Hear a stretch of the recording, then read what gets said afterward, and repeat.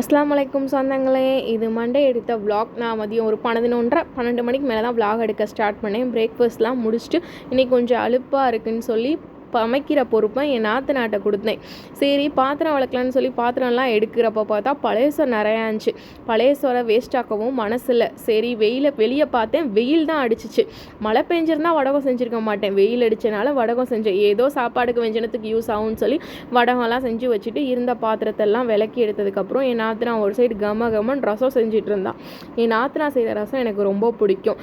அப்புறம் சாதம் எல்லாம் வடிச்சிட்டு வெஞ்சனம்லாம் பண்ணிகிட்டு இருந்தான். என்னோட ஒர்க் வந்து பாத்திரம் விளக்கிட்டு வீடை கூட்டி வைக்கிறது தான். அதை 2 வேளைக்கு நான் முடிச்சுட்டு நான் போய் குளித்தேன். என்ன தான் குளித்தாலும் ஒரு 5 நிமிஷம் வெயிலில் நிற்கிறது ரொம்ப நல்லது. குளித்தோடனே ஒரு 5 நிமிஷம் வெயிலில் நின்றுட்டு லுகரை தொழுதுட்டு உட்காந்துருந்தேன். என் ஹஸ்பண்ட் பாண்டா மூவி போட்டார். ஒரு 2 டேஸ்க்கு முன்னாடி தான் குல்ஃபு பாண்டா 1 பார்த்தோம். இன்றைக்கி 2 பார்ப்போம்னு சொல்லி என் படம் ஏற்றி டிவியில் போட்டிருந்தார். இந்த படம் பார்த்துட்டே தான் நாங்கள் லஞ்சு சாப்பிட்டு முடிச்சிட்டோம்.